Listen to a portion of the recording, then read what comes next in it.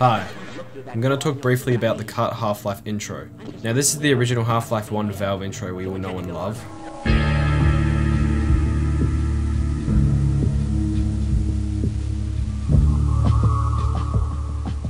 And this is the cut version.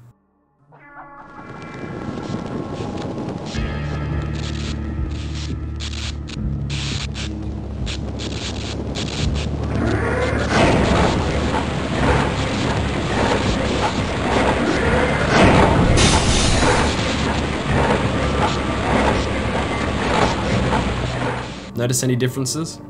Now on the Steam version of Half-Life 1, the Valve intro that we are familiar with will not be seen, as the only version which natively has an intro like that, which we will refer to as the Open Your Eyes intro, due to the valve in the man's eye, is the disc version. The reasons for this are unknown, but I can surmise that it is due to the hardware space limitations and possibly due to the limited need to have an intro to begin with. And during the later versions of the Half-Life franchise, since there was not as many limitations, I can kind of see how they decided to keep the intro anyway as kind of a trademark for Valve. The Combine Over Wiki states Gabe Newell and others developed the guy in the logo when they decided to call the company Valve around 1995 to 96. This is to develop the visual brand vocabulary to go along with it. Half-Life 2 originally used the same intro scene on the Half-Life 1 disc version, but this was changed around 2010 after the Orange Box release to the most recognized Open Your Mind intro.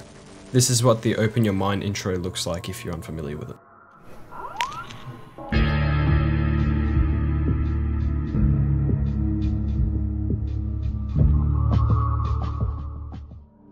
Interestingly enough, after the end of the scene, when you're taken back to the Half-Life menu page, the intro music continues for its full length. This may be an error with the coding, or maybe Valve thought it would be gnarly to have some music playing on the menu screen, which I approve of. It's very obvious this version is full of bugs along with imperfections such as the camera angle being unsymmetrical or the electrical effects during the scene being see-through, even though the Valve man is in the way. This is because the mod was apparently leaked and or data mined with Half-Life, meaning that there will be some bugs for this scrapped and unfinished version of the intro, dating back all the way to 1989. One of the most wonkiest parts is the cinematography. That may be due to the widescreen implementation and that this was made prior to the updates to Half-Life 1 regarding support for widescreen, which obviously came later on after release. As during 1999, widescreen and high resolutions weren't even a thing, with 2008 really being the big main time for full HD 720p.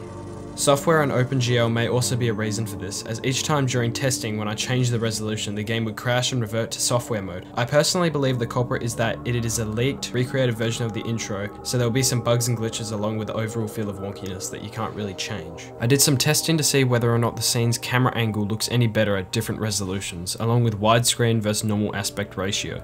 These were the results. Tell me if you spot a difference.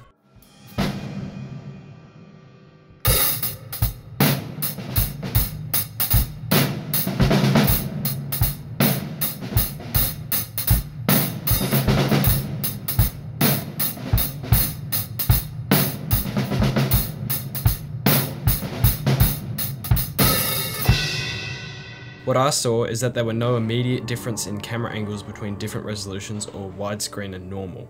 As Gordon Feitman said, by the way I love the name, I can see why that was removed. It's way too long. And yeah, I agree with that as well. I feel that's why they shortened down the intro to just a still image, and later on the valve at the back of the head, purely for speed and convenience, and it gets the point across. I will link a video in the description of how to download and apply mods using this as an example and how to play leaked maps and mods for Half-Life 1.